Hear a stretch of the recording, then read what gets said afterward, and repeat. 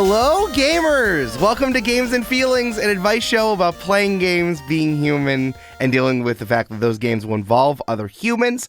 I am your host and question keeper, Eric Silver, and the game I hope is a Last Starfighter Ender's Game situation, which is to say, the game is a test to see if the government would hire me to do that particular thing in real life to save the world, is Super Mario Sunshine, because 1, people would be paying me for my vacation, 2, I would be fighting climate change, and 3, I'd have something to do on vacation. I can't just sit there. I get itchy after 2 days of just sitting on the beach.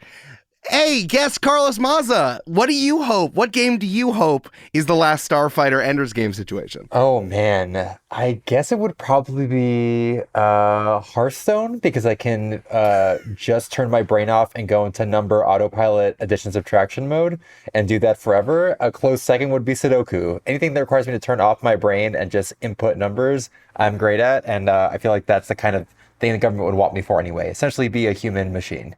Those two are perfect because Sudoku makes me feel like you're doing a oh god, what's the show on Apple TV Plus where they split your brain in half between the working brain and the living brain? Do you know what I'm talking about? This is a show? I've never heard of this. Oh, well, it's on Apple TV Plus, so why would you would you have heard of it? Yeah, Adam Scott's in it, and Christopher Walken's in it, and John Turturro's in it. Basically, they split. The only thing that's escaping me is the name of the show. But basically, you go into this company and they figured out a way to split your consciousness between your working self and your non-working self.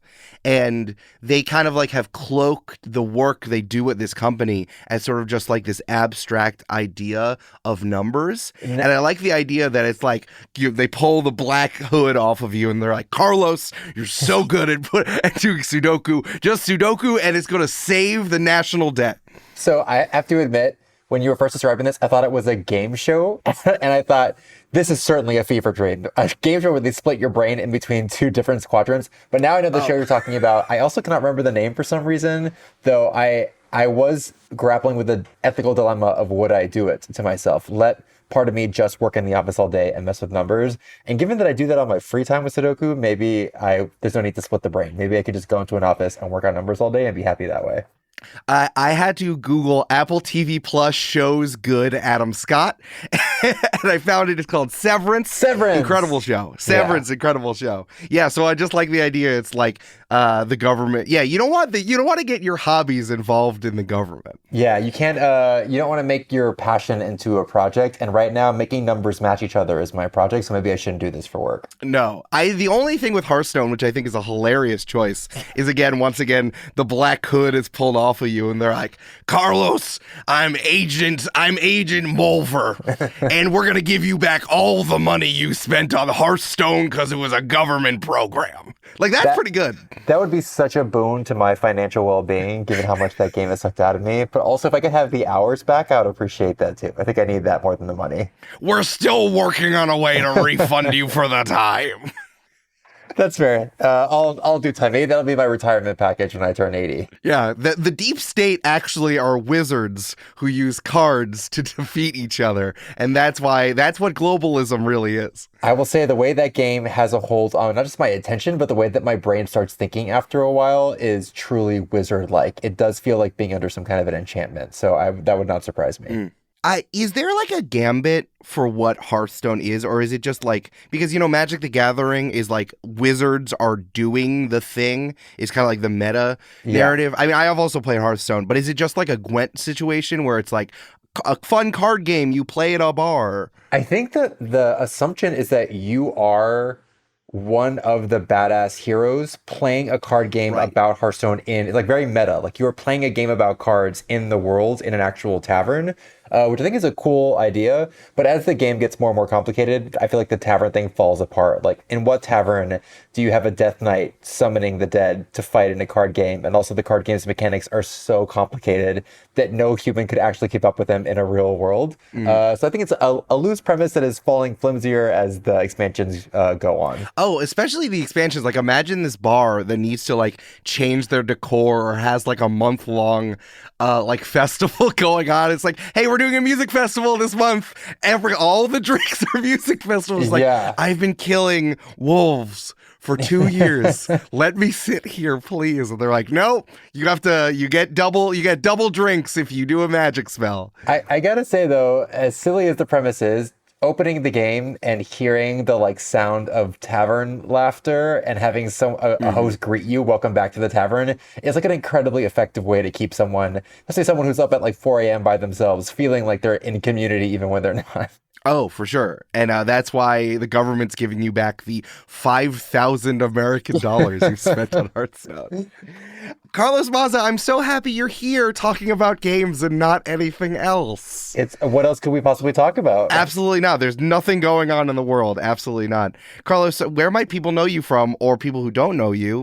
What do you do? So I am, in my daytime, I am a political commentator / media critic, and you may have known me from a series I did at Vox.com for a while called Strike Through. It was a video series about just sort of the way the corporate media fails and falls apart and is a nightmare, especially in the Trump era. So I did that for a while, and then I went independent a couple years ago, and now just make my own videos about media and propaganda, but also think just more broadly about the experience of being a human in a world that is slowly dying and seems to not stop dying.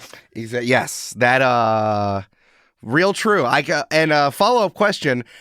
Hey, why do you escape into games? I have why is idea. that something you feel like doing? Yeah. I gotta say, I don't know if I understand the general story is like people use games to escape, but I'm also a pretty full-time dungeon master in my free time, and invariably my campaigns revolve around like fascist uprisings and the heroes needing to beat down like high elven nobles who are trying to take over the world. So I think it's less of an escape and more just my way of transmuting my frustration and aggression in the world into something that I can actually win or control. So it's a less escape fantasy, more control power fantasy, I think, for me. Very much so. Do you feel like the fact that you have examples and that like it makes you better at framing this is like, you know how like science fiction and fantasy is used as like metaphor for the real world because no one would believe it's actually happening there? Yeah. Like the fact that you have examples, or you're like, I'm just going to put this company into my D&D game. And then everyone's going to be like, wow, so crazy. 100%. There's been a couple times where I've had to give like the big bad evil monologue, and the players have said, you are too good at playing a fascist, because it is truly, I think like if you look across all time, fascists have like 4 arguments that they use over and over again. So if you just like slightly reskin them to be about elves instead of like the master race, you already have your speech done for you.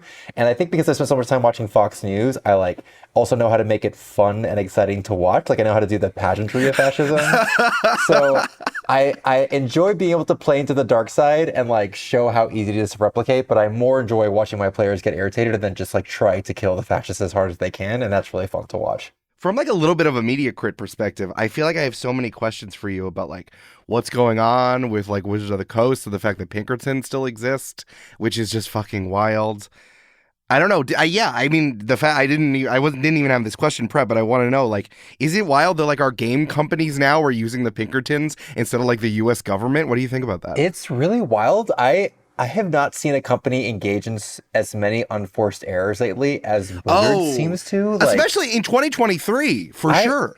They were given this like golden goose egg of, hey, this game that was kind of dying is now truly just the zeitgeist. Like everyone and anyone wants to play D&D and throwing their money at you, and like you have all this incredible intellectual property. And instead of just saying, oh my God, this is so much more money than we ever would have gotten from this game in another timeline, they have chosen to do the most greedy, kind of deranged, almost mercenary, like, I mean, it's just corporate shit, right? It's just like that no corporation can be happy with their product. They just have to squeeze it until it dies. And it's really bizarre. It almost feels dystopian that like Wizards or, you know, D&D, that this franchise that is so happy and silly is not immune to this kind of shit. Like I think there's something particularly perverse about watching the evil toy maker. Like it's so off brand that you give a shit this much and are like being so cruel and money hungry. And over again, it's just like, you just know that at the top of Wizards now, really the top of any corporation, is like a couple of really rich people who are not engaged with the product or community in any meaningful way and are just like paying lip service.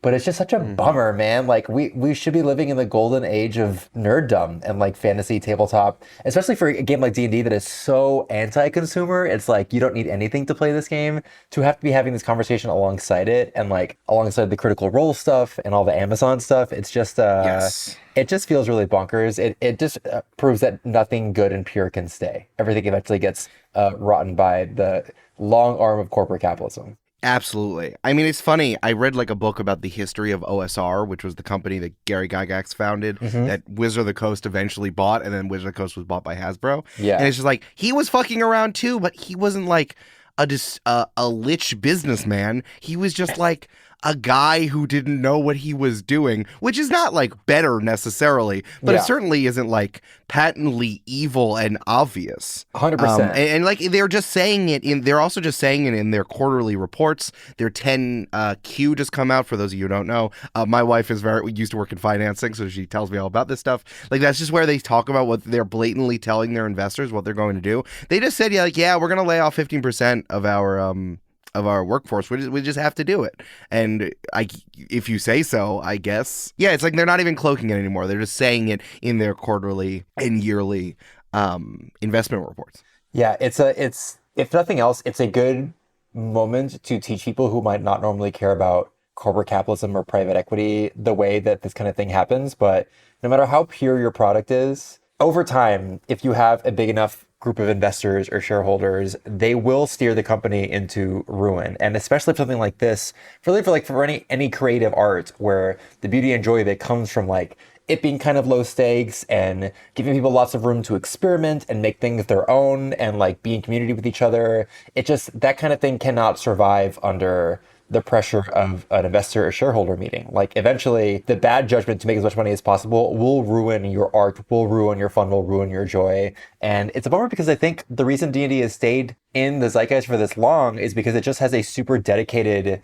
community of people who want to keep making shit for it. And like, the game costs essentially $0 to play. So the fact that the company exists is because people are so loyal to it that they want to buy the new content that comes out and like buy new dice and just be a part of it. It is on its own like a pretty healthy business model to just like really focus on giving people what they want, which is like cool stuff to self-actualize with. And so it just doesn't need to be this way. Like I'd almost feel better if D&D was a bad product. Yes. And I could be like, yeah, gotta make money somehow, like no other way around it. But it's a very healthy intellectual product that survives off of like giving people some slack to experiment and play and make things their own. And so it's especially heartbreaking to see that even that cannot resist the pressure of like a couple of rich shareholders and investors who just do not give a shit about anything beyond making money on their investments. Yes. I mean, that's 100% true, especially because the three things that stand out to me as the unforced errors of Wizard of the Coast and Hasbro in 2023, the middle one is the pivot towards IP.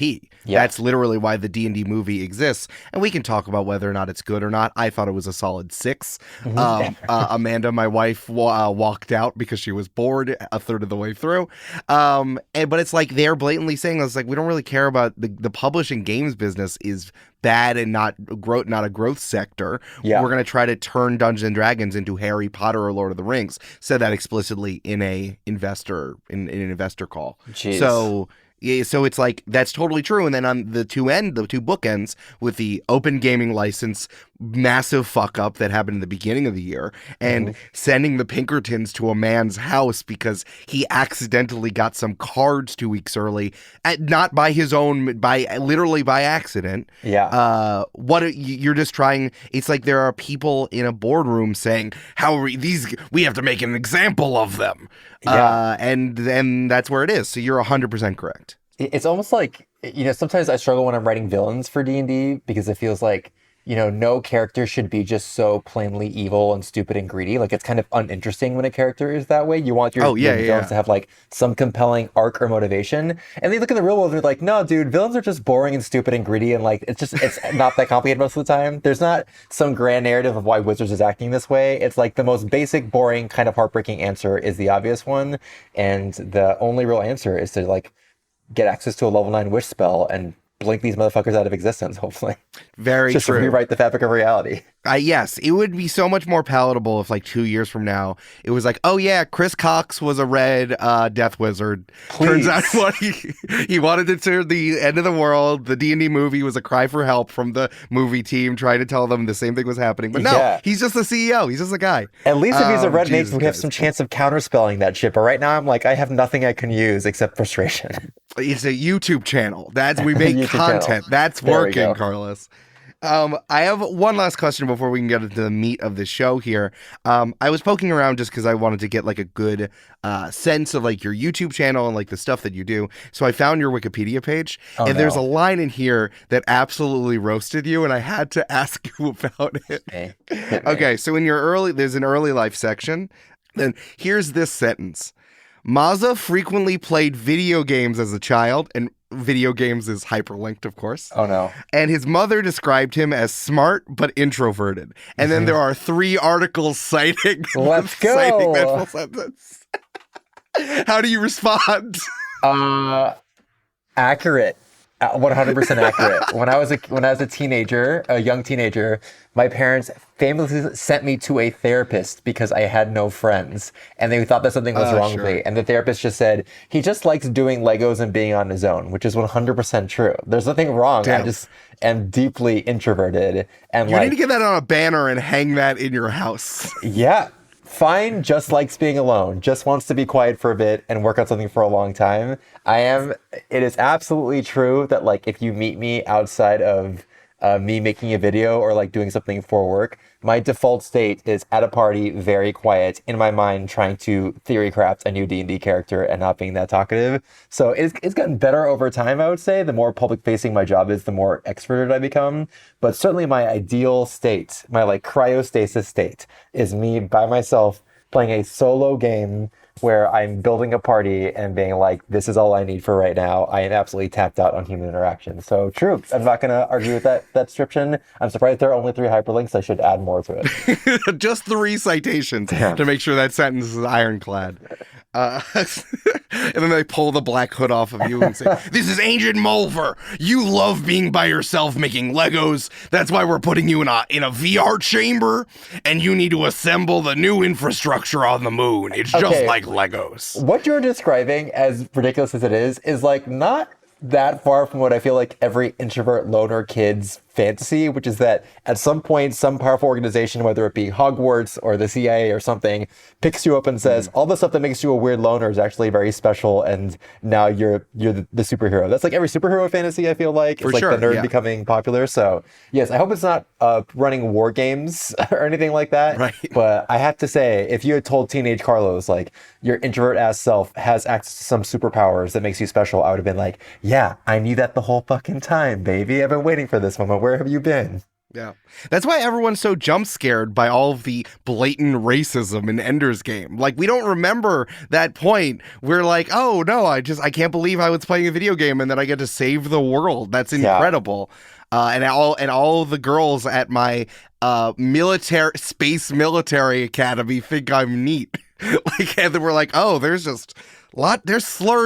many slurs in this book. It cannot be overstated how much the like you are the chosen one fantasy can make people ignore or overlook deep structural or racial inequalities. I would argue that the whole ideology of fascism is just that. True. Just getting you to think that you are the special chosen one, you are the master race, you are the Ubermensch, and so ignore all this other shit. So yes, all nerds are born with the same seed of destructive thinking that can eventually become right-wing thinking. Hopefully you just like grow up, become gay like I did, and snap out of it, or snap out of it in some other method. There are certain off-ramps, but yeah, mine was certainly like, oh, this probably would not bode well for me, the chubby gay kid who's also the debate team captain. I should probably get off this train by now and invest in some solidarity. Yeah. And it turns out, and then they pull the hood off, and this has been a VR simulation the entire time. So many hoods. There's a lot. Carlos, you've been put in so many government black sites in this episode of this podcast. We've only been recording for 20 minutes. So let's get to the actual part of the podcast.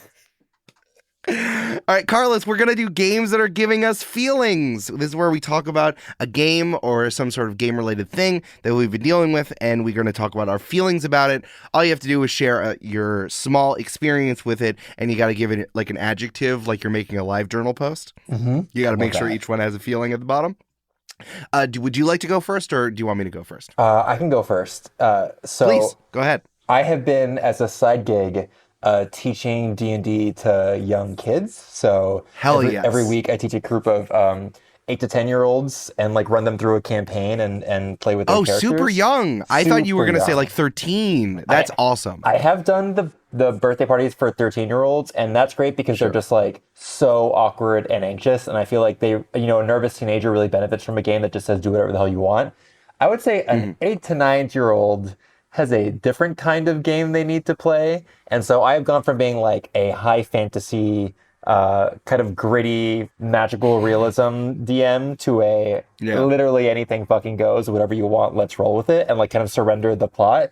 And so I think my word, if there'd be a word, is like whimsical, because I think it's forced me to be much more hands-off in what is possible. Like at the end of this last session, with maybe 10 minutes left, they just decided they wanted to build the steam engine, and all explained how one of their skills would help them build the steam engine. And I let them all roll for it. And then we had like a big final fate roll to see if it happened. And what normally would have pissed me off, like this is not in the world, this is not, why are we doing this, became this like really fun mess around session. And I gotta say, this probably like is good DMing in general, regardless of your age group. But for sure, as someone who comes from video games and is normally so white knuckle grip onto rules and like what is the outcome and how we're advancing the plot, being forced every week to just truly be an idiot and let kids do what they want and not push them to even really winning, like if they want to spend the whole session just talking and being silly, letting them do it, has been weirdly liberating for me. There's lots of exhausting elements of it, like it's just difficult to tell a story when things are constantly getting derailed. But if you view it less as a storytelling game and more as a game to let people just express themselves and have fun with each other, it takes a really different feel. And I've really appreciated the opportunity to like have my plot derailed over and over again, and instead kind of behold the weirdness and, quirks and anxieties and desires of these kids who are like still kind of figuring out what their voice is or learning how to like differentiate themselves from each other. I'm not a very paternal person. I don't really have any like fantasies of having kids myself. It's my first time really interacting with kids of this age group as a grown-ass adult. And there is something to be said about like, there's just something so feral and wild and eager about this age that I think, imagine they don't have a lot of opportunities to express. And it's really nice to see it and get a small chance to be like, yeah, truly whatever the fuck you say goes. Like, you want to build a ship right now, you want to ride a dragon, you want to like try to bend water with your mind, like let's just roll for it and see what happens. And so I think it's making a DM for adults too, to just like learn to let go. I was going to ask you, because I know that you've done, I think about DMing in various contexts, like the amount of DMing you do for performance, which is where the majority of the stuff I do on Join the Party, and I know you've done that before with that incredibly stacked cast that you did at Caveat. Thank you. I really wanted to go. We were out of town, but Caveat is also our heart, so I want to shout that out, and I hope you get to do that. You continue to do that in the future. Me too. So I want to compare these three situations. Yeah. One is DMing for performance. One is DMing with adults, either privately or for pay. Those seem pretty similar to me. And then this one of DMing for children. Like, can you compare the three? Like, you've already kind of touched on it a little bit, but like, how do you need to reset your brain? Like, what are the intentions of what we're trying to make here? I think the biggest shift is from one of collaboration to service. Like, whether it's the public facing game or the private game, like in both of those, the odds is very different, but my goal is the same, which is like, I want to have fun with you and I want to make us all laugh and have an exciting time. The private game, you have much more time to do what you want. And so you can invest in things like a really epic story or things that are really, big character and narrative investments that you can't do in a public game. In a public game, you're kind of just like, you got a couple recurring bits and you're making people laugh. But all of those, I feel like I am playing with people who have a relatively similar intention to me and who I can trust to like hand stuff over and collaborate with. With kids, they just like, you can get mad at them, but at 8 or 9, their brains have not just really developed the parts yet that like really emphasize empathy and collaboration and sharing. And so you cannot really rely on them to understand when someone's having a moment and give them space, or like to just listen to the story or trust that what I'm doing is going to pay off in 3 sessions. They just like cannot think that far. So your goal much then really is you are the adult and the caretaker, and your job is to like get a bead on what they're asking for, what makes them light up and what makes them tick, and then kind of like fuck off on whatever you were trying to do. Because I don't think, in my experience, the kids do not remember that, you know, the character they met 4 sessions ago then ended up betraying them, and that there were hints along the way, like stuff that would really pay off for an adult who's paying attention. They just can't grasp onto. And also they're dealing with a million other things in their day, and they don't think of themselves as storytellers. They think of themselves as just agents of action. So instead you should just focus on like, what makes this person feel cool? And if you can give it to them, give it to them. And don't worry about balance. Don't worry about, you know, optimizing characters. Like, they just don't care about that stuff. And so, you know, I went into it as a DM. I often feel much more like a group therapist, or like a field trip leader, which is I want to make sure that we're all staying within the bounds of respecting each other and trying to listen and hopefully moving something along. But if you tell me you want your field trip to be, we spend 2 hours in this cave painting the walls, then that is what we are doing because I am of service to you. And it's less fun in the traditional way. Like, I don't get to really play cool characters or create really difficult combat scenarios and watch them succeed. But it is fun in the sense that, like, I have been surprised at what I've been able to adapt to and still find beats to make them, like, care and react without having really control in the reins. Cool. I also like the idea that you're, like, writing down backstories for all these, like, goofy characters. Like, they don't know, but I know.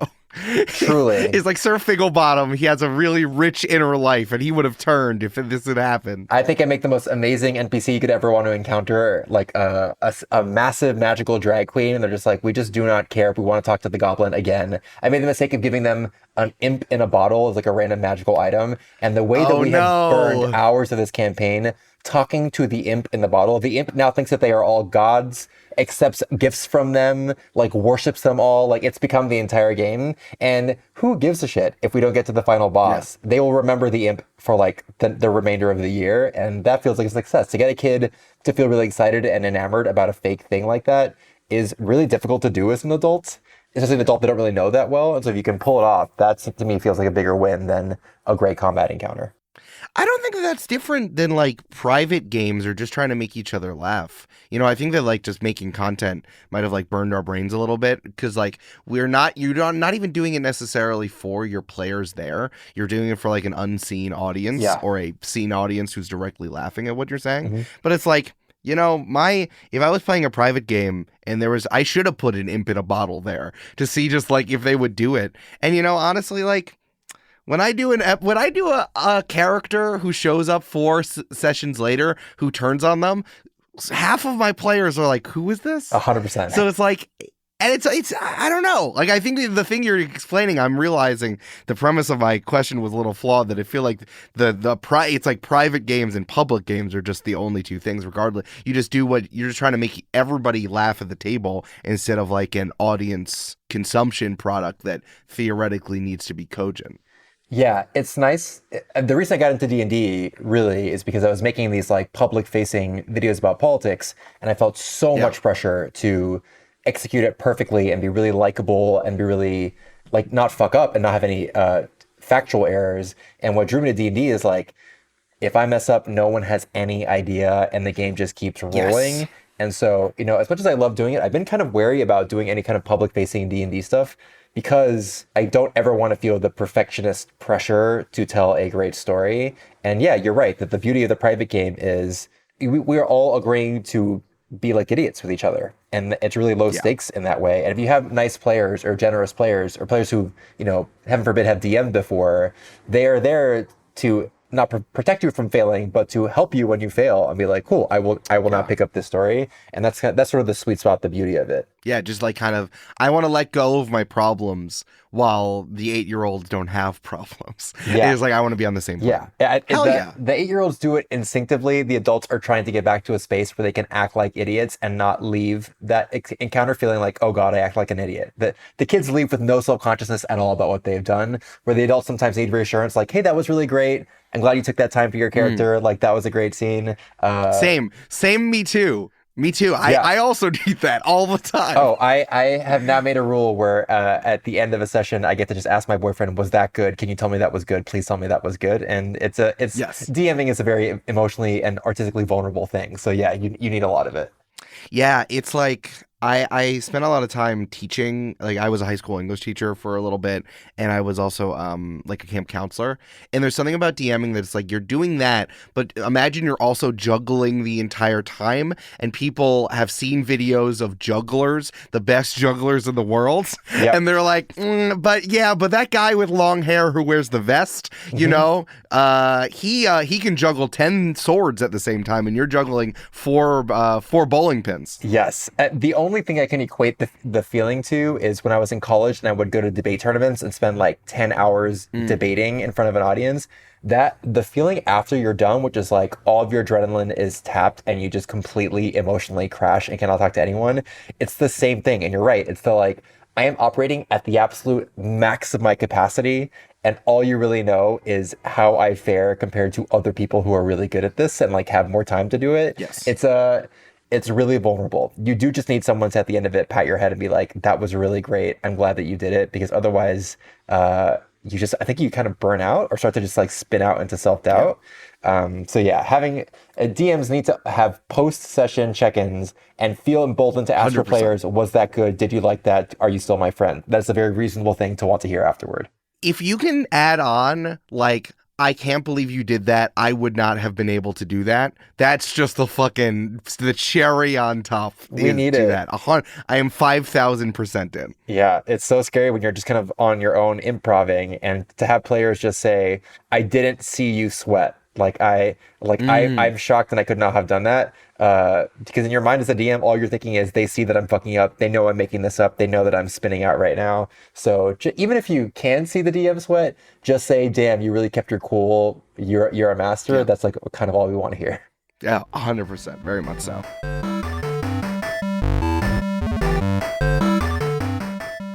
Hey, it's Eric, and I got Gatorades for everyone. Here's red and yellow and blue and dark blue and light blue and purple blue. Man, there's a lot of blues, and they all taste totally different. So everyone, stay hydrated out there, please. Or I'm going to have to call your mom and tell her that, you weren't following the rules, and that would be a real problem, because then your mom would be mad, and then you can't play the Nintendo for a week. So just drink the Gatorade. If you like supporting what we're doing here, it has been really wonderful. These guests have been great. Carlos is such a great guest. Support the wonderful independent content we're doing here at Games and Feelings, and join the Patreon at patreon.com/gamesandfeelings. And shout out to producer level patrons Polly Burridge, Kelsey Duffy, and Peyton, who have their preferences of who they want to win the NBA Finals, but they're being very nice about it to other people who want the other team to win, and everyone's having a good time. It is our favorite time of the year here at Multitude. It's the annual summer survey. You can look up in the sky and see that the sun is wearing a pair of sunglasses, and it's cool. So it's survey time. This is your chance to give feedback to Multitude as a whole and each of the shows in the collective that you listen to. Tell us how we're doing. Tell us where you want us to do live shows. Tell us about new merch ideas and all of your deep-seated feelings about podcasting. We're all podcasting fans here, so we really want to hear them. The survey takes like 10 minutes tops. It works great on desktop and mobile, and ends with the biggest collage of pet photos that we've ever had on the survey. The results of the survey really helps us chart a path for the future. Your answers and suggestions were the seeds that grew into the multi-crew digital live shows, the Discord, ad-free episodes, and new shows like this one, Games and Feelings, and Tell Me About It. So go to multitude.productions/survey right now to fill out the survey. We're accepting answers until June 9th, so fill it out as soon as you can. That's multitude.productions/survey, or click the link in the episode description. You hear our voices all the time. Now it's time to hear yours. We are sponsored this week by Quest Chest from Bookworm Games. Bookworm makes modules and tabletop RPG accessories, and right now they're running a Kickstarter for a Quest Chest. That's a system-agnostic tabletop RPG module packed full with physical props, puzzles, narrated voiceover, music, and more. The Quest Chest contains a full module with several sessions worth of content. You can run the first 4 sessions independently or tie them together since there's a narrative through line linking them all together. Ooh, ah, ooh. There's also physical props that include wax-sealed letters, metal coins, maps, even scented candles, and tea. The chest also comes with digital components like fully narrated voiceover. I heard that Thomas Lennon was a part of it, like the actor from Reno 911. Custom music and fully statted out encounters for D&D 5e, Pathfinder, and Powered by the Apocalypse for levels 1, 3, 5, and 7. So go to bookwormgames.com to back this project or buy the previous 2 quest chests. You can also purchase dice, accessories, and even Dungeons & Dragons candy. That's BOOKWYRM games.com, bookwormgames.com. And now, back to the games.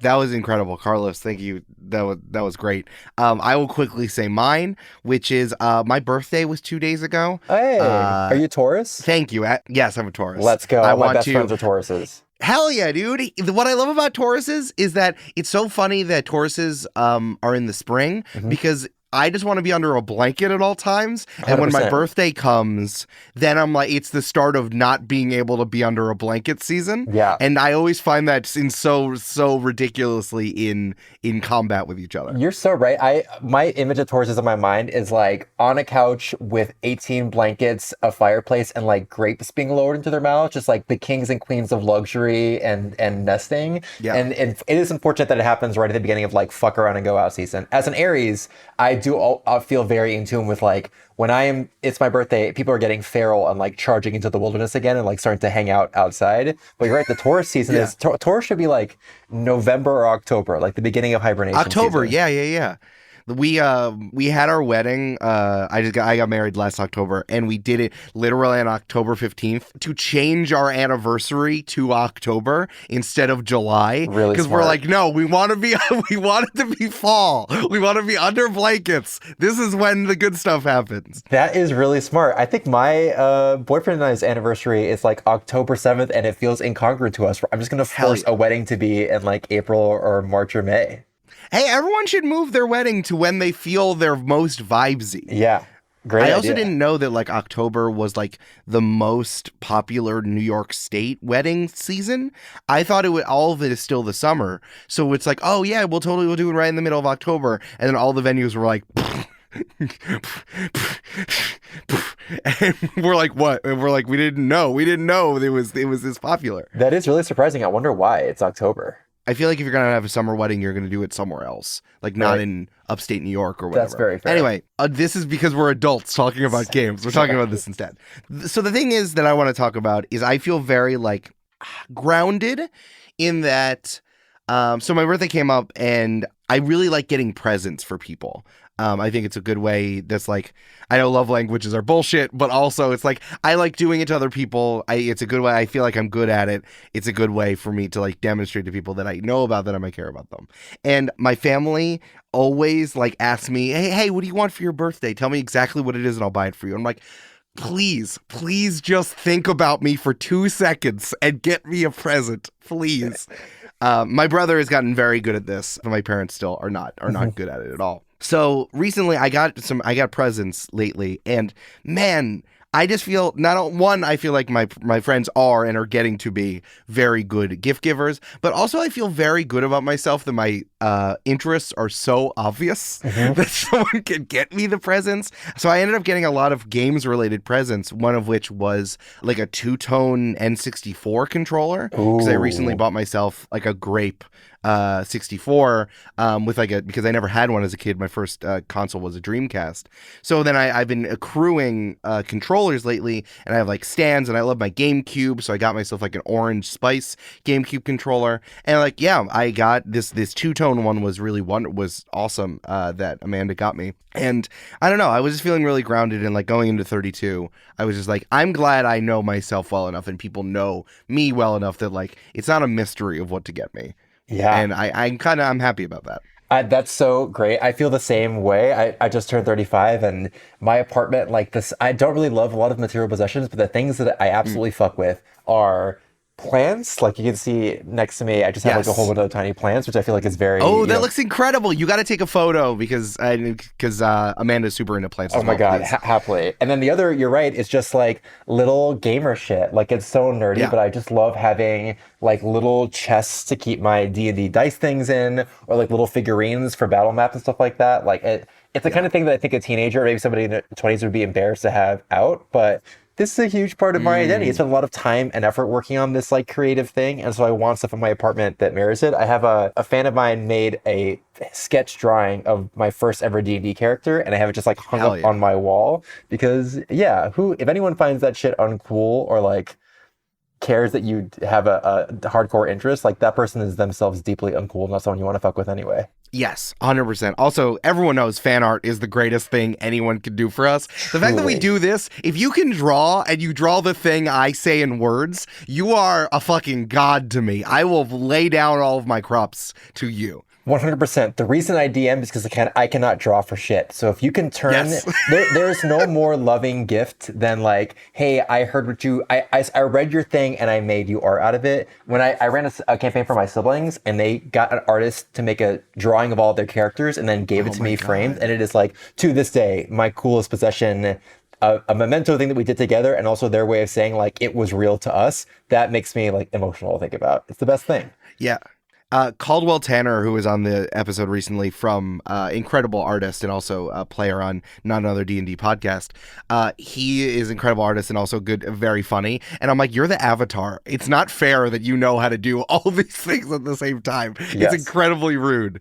If you are listening and play D&D and you can draw, please draw sketches from your campaign and give them to your DM. It will make them cry. Always, extremely. Yes. So grounded is the feeling that I have. That's great. Thank you. Hey, Carlos, you want to answer some questions from real people about real games? Let's do it. Let's fucking do it. All right, we have a good question here. I want to shout out, this came from the Join the Party Discord, but they gave me permission to read it on Games and Feelings.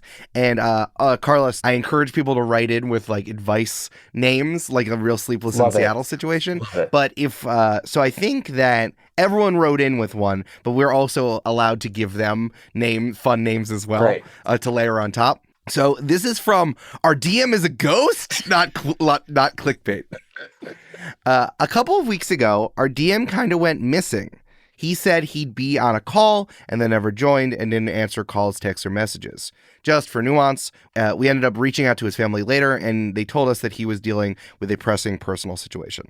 Up to this point, he's been a fantastic DM, always quick to respond and let us know way ahead of time about schedule changes, so it was completely out of character to just disappear, so we ended up thinking it was urgent. That ended up taking his time and energy. The first week, we just ran a PvP arena fight to the death. Hell yeah. We've been joking which of us were actually the hardest to kill. Very funny, very true. That's a good one. The following week, we got some of us were sick, so we just canceled. And this week, I'm kind of wondering what to do. I feel like our party is a great group. We have fun and work together as a team.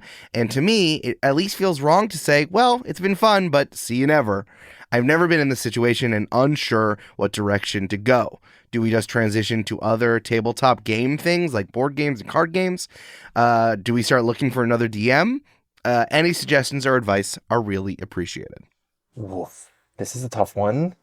Heartbreaking. I do have an idea, I think.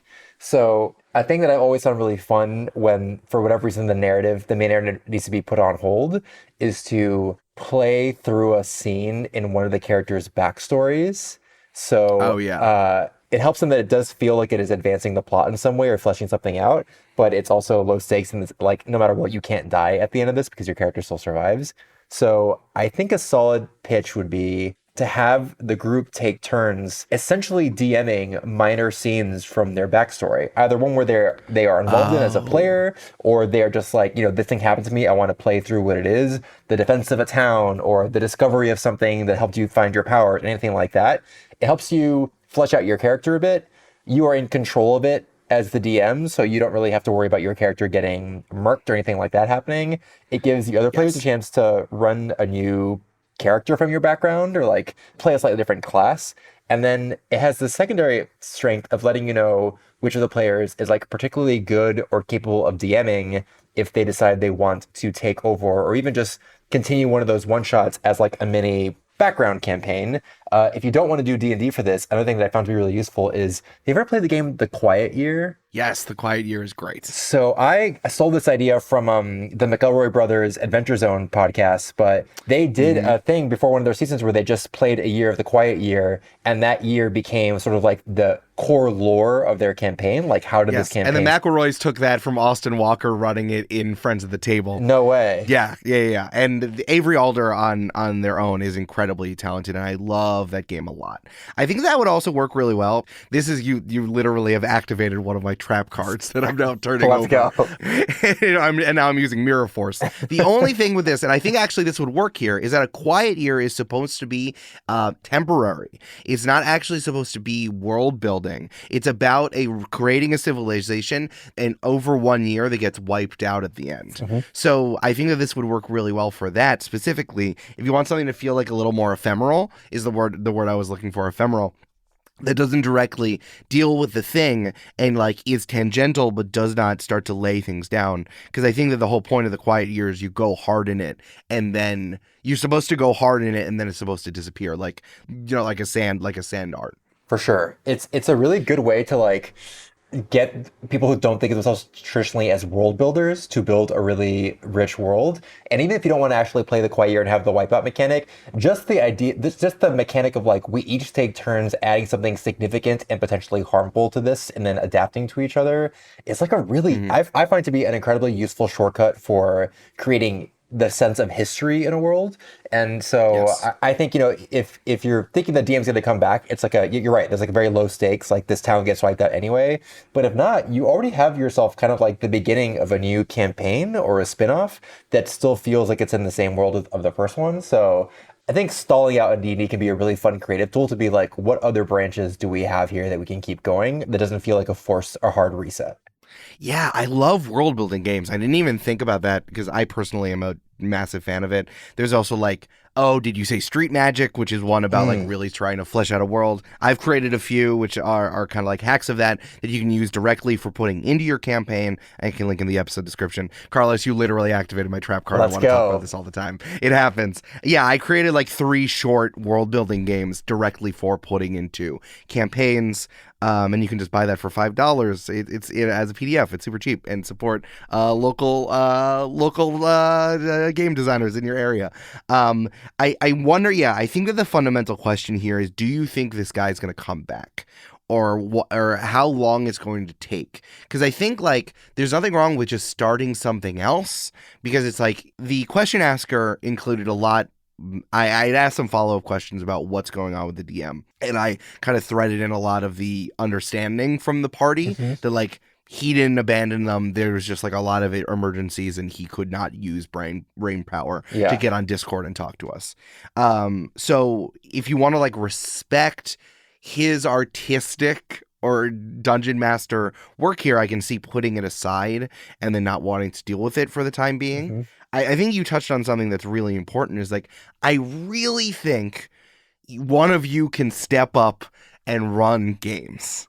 Yeah. I really think so. And this could then start to be like an anthology thing where someone brings a rules like game and they're going to run it for everybody, or they teach a new game and it's like GM-less, so all of you are doing something together. Yeah. So all of you are kind of like expanding your brain space. But also like, I promise, hey, everyone come in really close. Everyone, I'm coming really close here. It's not that hard to run a game, to run a tabletop RPG. It really isn't that hard, I promise. Yeah. Especially not Dungeons and Dragons is like one of the hardest ones. Do anything else, it's fine. Yeah. And I there's a lot of trepidation, I think, in question asker's question that like no one wants to do it, but like make everyone do it and see if someone catches the bug. Carlos, as someone who kind of stepped into it, like, how do you empower someone to realize that they can actually run a game? I think, you know, as a DM, I'd probably communicate to them that I have prepped less and less for my sessions over time. I feel like everyone's, you know, first mistake is they think you need to have every possible branch pathed out. And truly, you just need to know where you're trying to get to, and then basically everything else is gravy. It doesn't matter how you get to the landing spot. You can just like enjoy the journey. So I would say that, but I think it's hard for anyone to believe. Like, having someone here you don't need to prep just sounds like impossible and like like its own kind of trap card. So I would just say, think about how badly when you're playing, you want the DM to succeed and how willing you are to help them, and know that everyone feels that way about you, that no one is playing D&D to watch the DM fail. Yes. So if at any point you feel like I didn't really prep for this or I don't know what to do now, you can just tell the players, hey, I'm kind of at a dead end. I'm not sure what to do. What do you think should happen? And hand off a bit of the writing. And if your players are nice and this group sounds like they're quite generous and adaptable, they'll just say, cool, how about this? Can I investigate this? Can I ask a question about this? You will be surprised how, I think in D&D, but in generally, how positively someone responds when you say, hey, I'm stuck. I could use your help. Could you please help me? And that is like the most powerful DM tool. And the players should be doing that anyway. But if you prompt them, you'll be surprised at how much people want to come to your aid in those moments and how much that kind of lowers the stakes of D&D. I've actually never done that because the majority of my play has been like recorded. So I always feel like I need to be prepped. And like part of the reveal is like amazing my players so that feeling will come through to listeners and audience members. You've just said like, hold on, I gotta figure this out. Like, can you help me out? I think the safer way of saying it is, I think I want you to write this next part of the story to a player. Damn, Carlos. And, you know, the risk of that, obviously, is that they say, like, all right, I find a nuclear bomb and detonate it. But if you have a decent player, they're not going to do that. But you can just say, like, we're not doing that. Yeah. You can, and then we're like, no, come on, please. Yeah, just be cool. But I think most people are playing waiting for their chance to shine. And so if you give them the fucking pencil and say, like, tell me what happens now, it, I think, reminds everyone, like, this game truly exists because of our cooperation and good faith. And so in the same way that, like, kids are more danger averse and you put them in dangerous playgrounds, like, if you put them around sharp objects, they become more safe. Letting a player know, like, hey, no guardrails right now, you get to decide what happens, will make players much more aware of, like, right, I am responsible for driving the story forward, and it's not just the DM's job. Hell yeah. That's wonderful. Yeah. I feel very like self-conscious about doing that. And I think that's such a good idea. God, I should do that. I should just straight up do that more often. Just like, hey, you made such a strong choice. You get to just say what happened. You just get to say what happens next. Yeah. If they roll really well, be like, you tell me what you find out about this thing. It's kind of like Quiet Year, right? Like you are saying, you for a moment have complete control and I need to react to the call that you make. And we already do that instinctively when people say, like, how do you want to do this? Let someone describe the killing blow. You're essentially saying, like, you tell me what this looks like. You can do that much more loosely, and it makes the players feel like their decisions matter in a way beyond just what their character does, but like, you are a shepherd and steward of this world in the same way that I am. We are all co-writing this together right now. It's really nice. That's really cool. I'm totally gonna mull that over. Your DM is a ghost. I think one of you can step up. I think if you want to keep the seat warm for him, if you think he's going to be able to come back in an extended period of time, do what Carlos suggested. Play out other things. Another cool suggestion is go to a different part of the world and go play somewhere else. But if you want to stay in the same world, something related in a very sort of like Westeros Essos sort of situation in Game of Thrones is very fun. And then Pedro Pascal will show up, which is kind of fun. But yeah, no, I love that a lot. But if not, I think one of y'all should try to step up and play something else. Yeah, I think it's less the DM is a ghost and the DM is your spiritual ancestor waiting for you to make them proud. Take up the reins. Yeah, exactly. You can go in, once again, another Avatar reference. That's 2 so far in this episode. You can see all of the DMs that came before 100%. You, and they're all here to help you. I love that. Carlos, I have another question here. Do you have any experience with using pre-written settings? I've done a bit. I understand why younger or like less experienced DMs are drawn to them to have everything written out. My experience with it has been, I tried to run Lost Mines of Phandelver, the like starter kit set, and then I tried to run a Curse of Strahd campaign, which I found to be like very difficult and overwhelming, and eventually just like use the basic premise but derailed and wrote my own campaign around it. I personally find that it trips up my DM style because it makes me start to think of what I'm doing in terms of right and wrong. Like, am I straying off of this path? Which makes me significantly more self-conscious than the like, I just know where we're going and I'll figure it out kind of thing. So I almost recommend it in the sense of like, you need to experience it to realize it doesn't quite work. I'm not saying this is true for everyone. Like, maybe some people really just prefer having stuff pre-made and planned out. But I personally find that trying it made me realize I never want to try it again, and I only just want to like trust myself and trust my instinct. Sort of the flip side of that, the less generous reading is like, it's not fair to your players because ultimately they cannot really steer you off of the path that you're taking them on. Like, you give them a limited set of options, but if they say we don't want to go into this fucking mine and you are holding on to a book that says The Lost Mines of Phandelver, you're kind of at an impasse. What are you supposed to do? Yeah. So I tend to prefer the more freedom oriented approach, but I do think you need to try to run a booklet campaign to feel frustrated enough to be like, I don't want to do this ever again. I know better than the people who wrote this campaign what is fun. Yeah. Okay, so then wonderful. We're going to answer this question, which you already kind of pre-asked. This is from Stuck in the Book, he, him. I've been running a 5e game for friends the last few months, loosely based on the Theros setting from Wizards of the Coast. Theros is like their Greek mythology kind of inspired thing. I don't usually use pre-gen settings because I get creatively claustrophobic, but I did this time because all the players wanted it. The campaign is by no means bad, but over the last few months, it stopped being creatively fulfilling for me. I've loosely brought up starting a new game for them a few times, but they never really had strong opinions about it. I've gotten to the point where I'm trying to wrap this arc up so I can start something new, but the idea of continuing this game makes me take 1d4 psychic damage. My players are iffy about learning a new system, so I'll stick with it, albeit with a lot more homebrew. The question is, how do I start a good and comprehensive question about my players about this? I don't want to feel like I'm forcing them to end something they enjoy, but I can't keep going with it, or I'll get stagnant real quick. Oh, help me, great game geniuses! I think Carlos, you already started touching on something, and let's go all the way back to the beginning of our conversation. It's funny how Wizard of the Coast, the premise of these books are like, I work at home base, so they are perfect. Yeah. And I'm not saying that they're saying it explicitly, but I think that's the implication of needing to buy a book from them. That like the good thing, the best version of this comes from home base and has the big sign on it that says official, right? Yeah. And I can see I never used pre-written stuff because I thought the whole point was me making up some fun stuff and making people live in it. You know? So I think that we've touched on a few things already, but like, how do you start a conversation where you as the DM feels creatively unfulfilled, but your players are kind of like, no, this is fun. Yeah. I mean, the important thing to remember, and this probably goes without saying, is like the DM is a player. You're entitled to fun and to enjoy what you're doing. So if your players want it and you don't, you get to just say like, this isn't for me. I think sort of the way you would approach it would be to tell the players like, hey, I'm excited about starting a new arc. I want to end this in a way that feels fulfilling.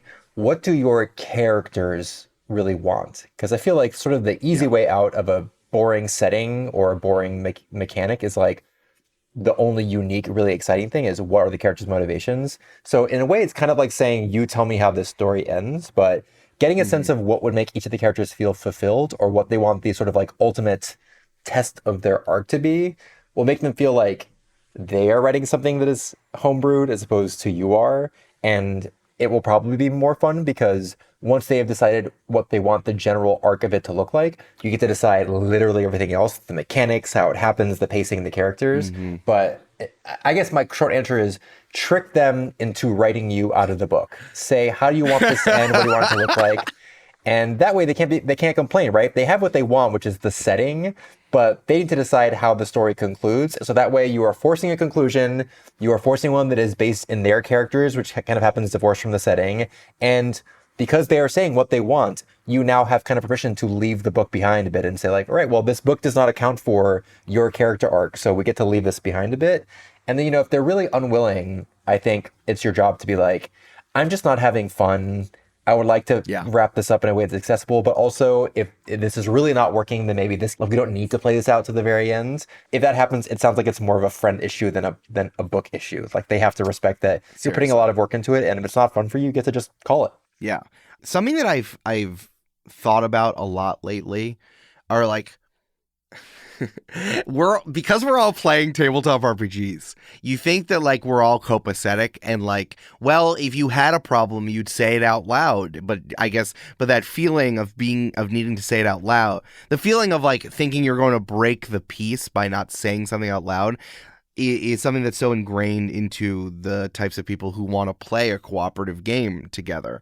So it's like, it seems like your players are like a 6 out of 10 on doing this. Yeah. Because let's play out maybe what this scenario was like. The DM was like, "Hey, are you guys enjoying this?" And then the players were like, "Yeah, it's going great."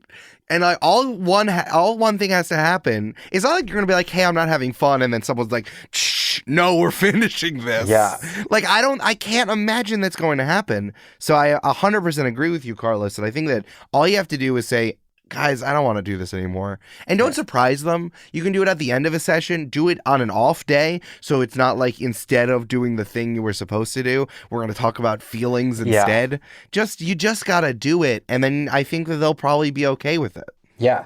I think framing in terms of like, can you help me? I am struggling to find the fun in this. Can you help me come to something that's more exciting? Again, the this sucks is way harder for someone to respond to because I think they feel defensive, especially if they wanted to play this setting. And can you help me? I need help. I'm not sure what to do. What is a version of this that we can all enjoy is way more accessible. And then I think this is sort of grim, but to your larger point, a lot of couples say that when they've been having a very long rough patch, just saying, should we break up? And should we talk about, do we want to break up? Like, snaps things back into focus and order. Like naming the scary thing we're afraid of helps you be much more brave about considering alternatives. So it does sound scary, but I do think in the same way telling a close friend like, "Hey, I feel let down by you," can create all this room to like discuss how things might be different and how things might grow. Just saying like, "I'm just not digging it. I want to know if there's something else that we can do instead of this," can really spur a bunch of like productive collaborative creativity, even if it does feel scary. So yeah, I totally agree with you. Sometimes you just got to say the scary thing and trust that everyone is an adult and can handle it. I like the thing that you said, which is I can see such a clear difference between, are you enjoying this, or I'm not having a good time, can you help me? Because one is your opinion and the other is here's my opinion, we need to change this. And those two questions are so different, and you got to make sure you're asking the second one and not the first one, because you get the answer to that particular question.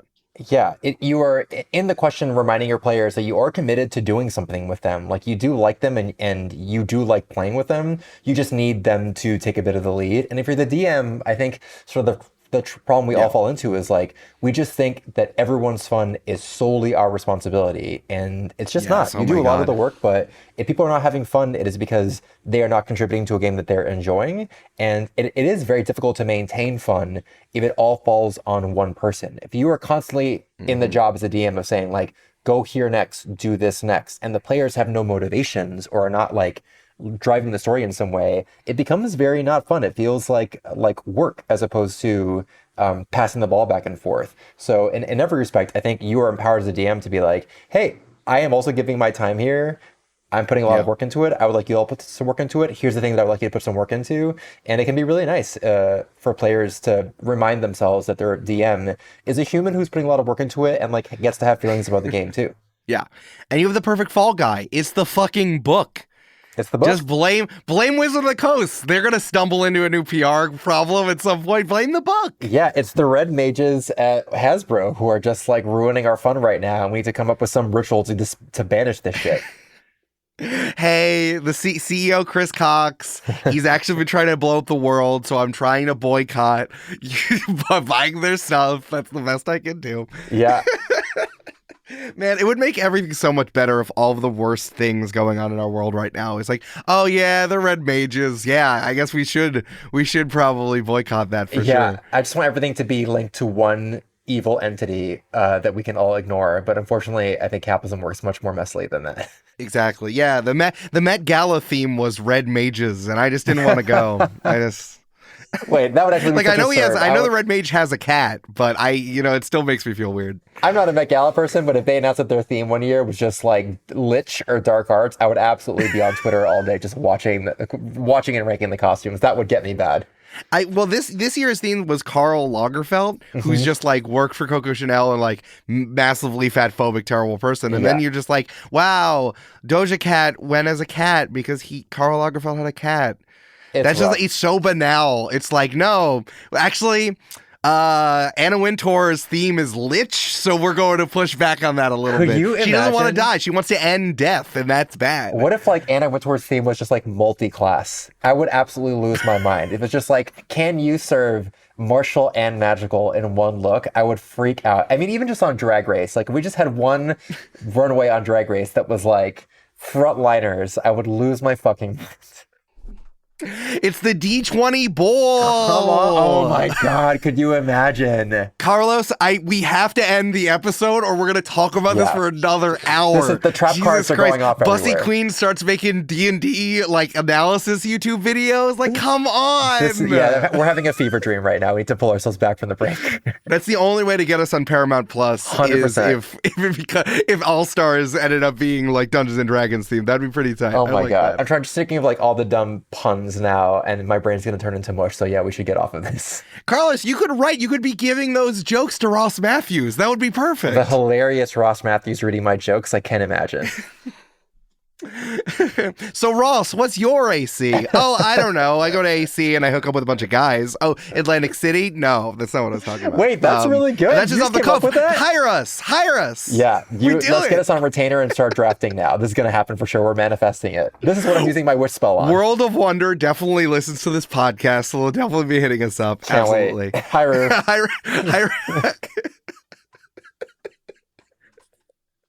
She's dead. Jesus Christ. I mean, listen, we could talk about RuPaul's Drag Race. That counts. So Games and Feelings, we've already established Jasper and I had a long conversation about Love Island and Survivor. RuPaul's Drag Race counts as Games and Feelings. Absolutely. So we can come back and just talk about it. Good. I'm here when you need me for it. I've got a fucking tome that I can read from. Jesus, yes, we will I think we're going to have we're already planning like a sports episode, but I think we should plan out like a reality competition episode so we can talk about Drag Race and Top Chef and all that stuff. So we'll definitely have you back for that 100%. So in. Let's go. Carlos, we're already planning for the future, so while they're waiting for the fucking D&D Rusical, where can people find you on the internet? You can find me on Twitter or Instagram at gaywonk, GAYWONK, or you can just follow my YouTube channel, and it's just my name, Carlos Maza, Maza. Incredible. We'll obviously have those links in the episode description. You can follow me on Twitter at L_Silvero, EL_SILVERO. My name if I was a Lucha Libre wrestler. Make sure to follow Games and Feelings on Instagram and Twitter. On Twitter, we're Games and Feelings because Elon Musk is terrible. But we have the full and on the Instagram where you can see all the wonderful graphics that comes out. We also want to give a shout out to Jasper. He's back from his wedding and is from his honeymoon, but he got stranded in Utah. So he couldn't make it to this episode, but he's out here and Jasper will be back as soon as possible. Yeah, remember, if you want to submit questions, just do it at the website. And there's a form for it. It's super easy. And these are all questions from real people with real games questions. Carlos, thank you again for coming on. I really appreciate being able to talk about. We're just going to talk about the alt-right on the next episode. Come back to reality. RuPaul was a gambit just to make you talk about fucking Fox News for the entire time. That's fine. As long as a spoonful of D&D and drag medicine or sugar to make the medicine go down, I can do that. Yeah, we'll talk about challenges they should do for 10 minutes, and then we'll talk about like Newsmax for the rest. What has happened to our brains? No, it would be terrible. And as always, there is no instruction manual for feelings. Bye.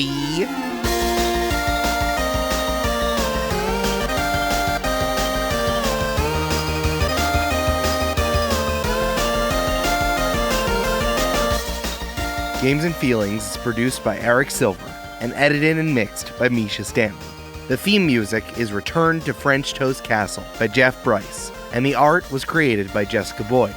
Find transcripts for this episode and all episodes at our website, gamesandfeelings.com. Until next time, press X to enjoy the podcast.